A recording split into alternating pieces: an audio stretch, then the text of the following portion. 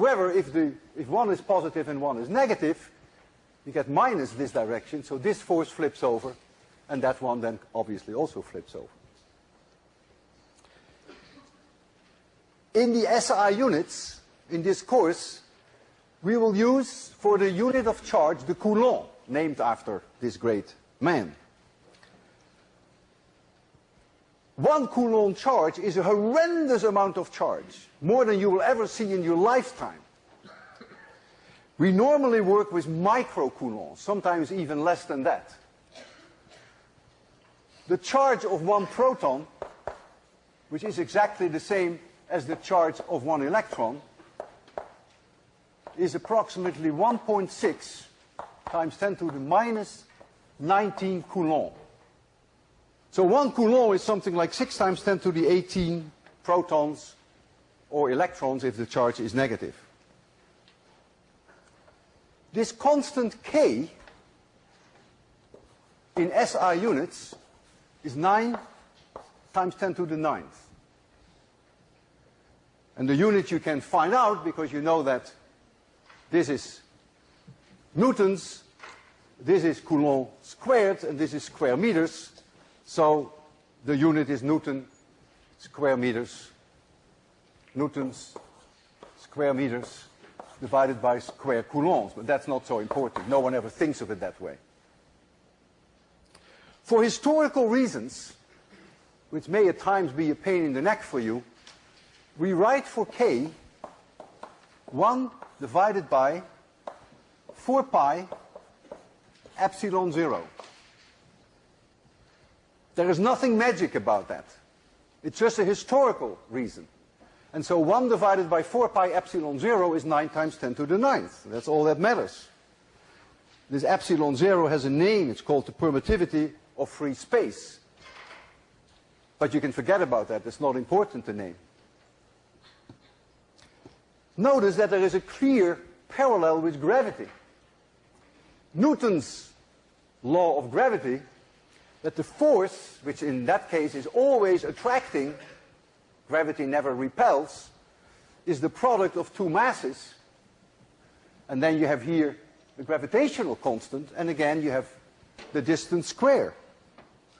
So there is an enormous parallel between the two. It's a great beauty that electricity acts in a way that is very parallel to the way that gravity works. If I added a third charge, for instance here, Q3, and if now I want to know what the force is on Q2, then I use the superposition principle, which we've used many times in 801, and we say, okay, the net force on number 2 is the force due to number 1 plus the force from number 3. If number 3, if this is positive and this were negative, then this force would be in this direction. F1, F3, 2. And then the net force on number 2 would be the vectorial sum of these two. Is it obvious that the superposition principle works? Not at all. It's not at all obvious. Do we believe in it? Yes, we do. Why do we believe in it? Because it's consistent with all experiments that we have done. But the superposition principle, which is very powerful, is really not a matter of course. But it works. We can always use it, and we will. If you compare 801 with 802, thereby comparing electricity with gravity, you will see that electric forces are way more powerful than gravitational forces. And the way I can best show you that is by taking 2 protons, which are a distance d apart. Here is a proton, and here is a proton,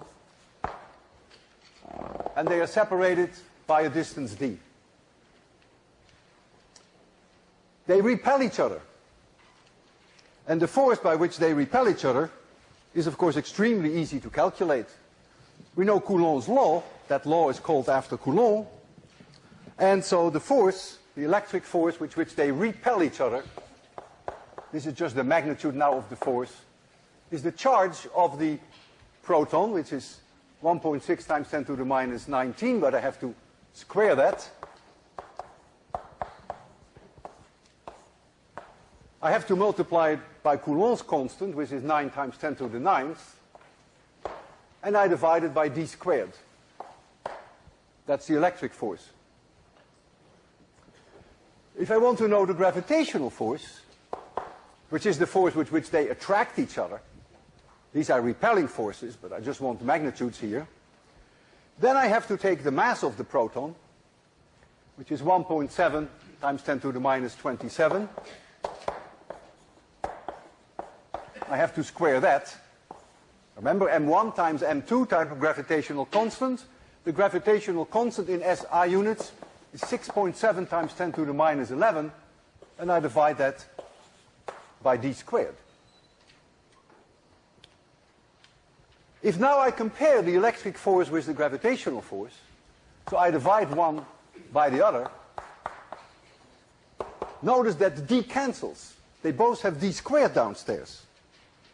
And so you will easily be able to show that this ratio is roughly 10 to the 36.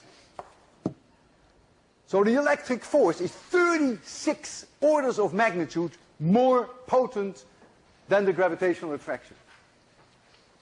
This teaches you some respect, perhaps, for 802. If these were the only forces that acted on the protons, and you bring them in the nucleus, which has a size of only 10 to the minus 12 centimeters, then the acceleration that the proton will experience is the electric force divided by the mass of the proton, F equals ma, basis of 801. And if you take this electric force, when you make d 10 to the minus 12 centimeters, which is 10 to the minus 14 meters, and you calculate this ratio, you will find that it is 26 orders of magnitude